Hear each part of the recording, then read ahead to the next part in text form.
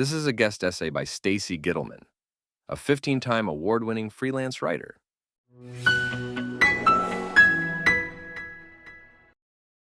Shortly before the COVID pandemic, Jewish humorist and writer Fran Lebowitz teamed up with film director Martin Scorsese to create the Netflix documentary series, Pretend It's a City. Basically, the two sit down to weigh in on New York City. The running joke of the series is Lebowitz's jab to the tourists who visit New York City, the ones who slowly stroll along the sidewalks, staring into their cell phones, oblivious to the skyscrapers and the bustling speed and pace at which real New Yorkers conduct themselves on the same sidewalks where they are taking up space. To Lebowitz, these tourists have no clue, and they are just getting in the way. Meanwhile, I just got back from my sixth visit to Israel. And on this sixth visit to Israel, my husband and I got treated to hear the Israel Philharmonic Orchestra perform Leonard Bernstein's Serenade and George Gershwin's An American in Paris. It felt like the Israeli version of Pretend It's a City. Pretend Israel is a country. I highly doubt that the millions who have joined the global intifada have even set foot into this actual country, or could name a single Israeli musician, film, or television show. Heaven forbid that they could or would, because that would make the country they have demonized all too real.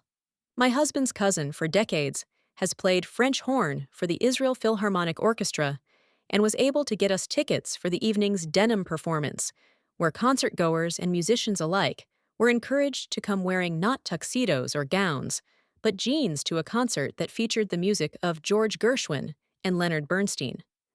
Making his Israel Philharmonic Orchestra debut that evening as conductor was world-renowned and Valencia-born Roberto Forés Veces, who is the winner of the Evgeny Svetlanov conducting competition. From 2011 until 2021, he was chief conductor and artistic director of the Orchestra National d'Auvergne. The many orchestras he has conducted include the NHK Symphony Orchestra, St. Petersburg Symphony, Orchestre National de Lyon, Orchestre National du Capitole de Toulouse, Orchestre de Chambre de Lausanne, Orchestre Philharmonique, and others.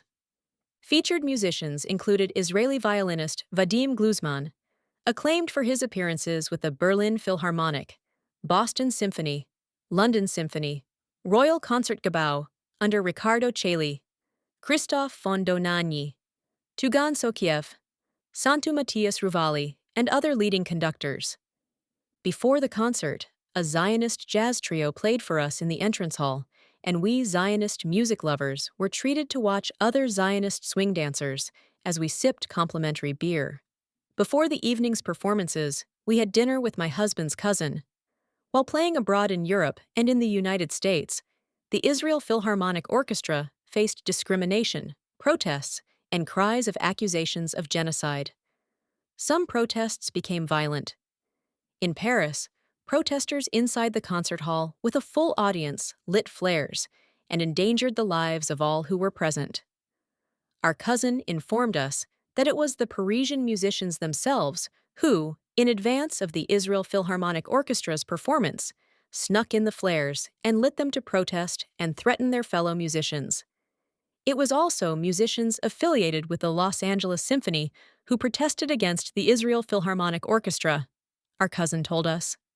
So much for musicianship and the value of music being a global uniter and a vehicle of peace. In the Jaffa port, which is a wonderful mix of Jewish and Arab-Israeli culture and history, my husband and I met up with a colleague who came all the way down from Haifa to spend the afternoon and evening with us. A chemical engineering professor, he invited my husband to give a talk about fuel cell technology at a November conference at the Technion. The Technion, considered to be Israel's Massachusetts Institute of Technology, has a student body that is 20% Arab-Israeli, which mirrors the size of this minority population in Israel. According to a recent report from Israel Friends of the Technion, in the last half-decade, through special coaching programs for prospective students, workshops run by high-achieving students from Arab-Israeli society, and personal tutoring in social engagement, the Technion has been able to increase numbers of Arabic-speaking students and Arab female students by 200% and 350% respectively since 2004. The number of Arab Israeli students deemed outstanding has risen by 1,800%, and the number of Arab Israeli graduate students by 120%. Dropout rates among our Arab Israeli students have fallen by 67%. At a bar in Jaffa, my husband's colleague explained the difficulty of being an academic in Israel.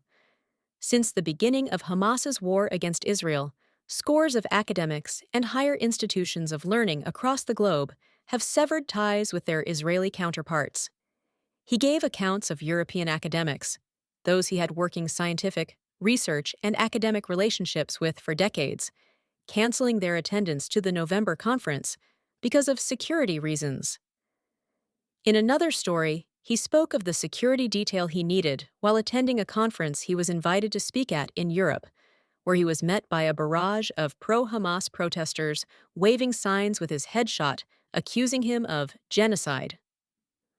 On a stroll through the Tel Aviv port, I stumbled upon the Dannon Cooking School, ranked as one of the greatest culinary schools in the world. The school's classes are easily and invitingly visible to passers-by, with wall-to-wall windows where anyone from the outside can watch students measuring, mixing, piping, and blending.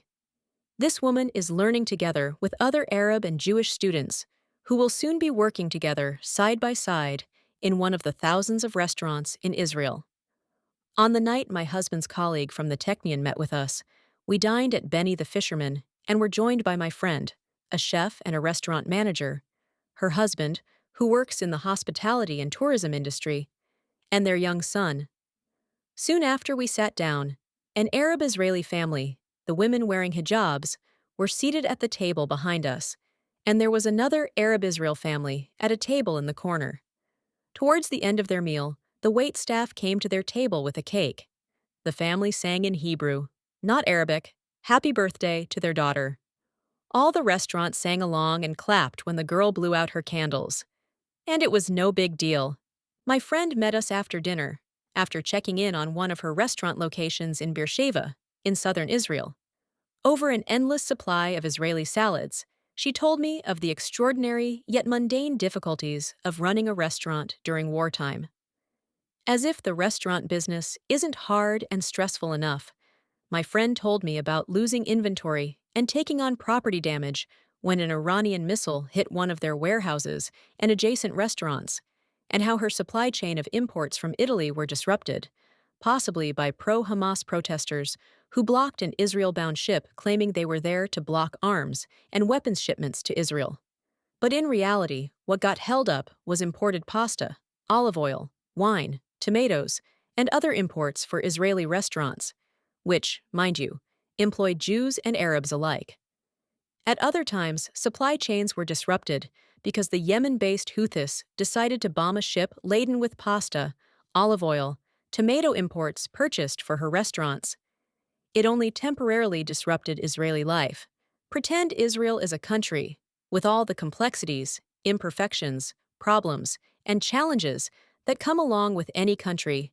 Never mind a country that is only now just coming out of perhaps the hardest, most existential war in its history. Meanwhile, Apple just purchased an Israeli startup for $1.5 billion, so the anti-Zionists might need to throw away their iPhones and MacBooks now. In Israel, there's an expression, Haklavim novkim, hashiyara overet, meaning, the dogs bark, but the caravan moves forward.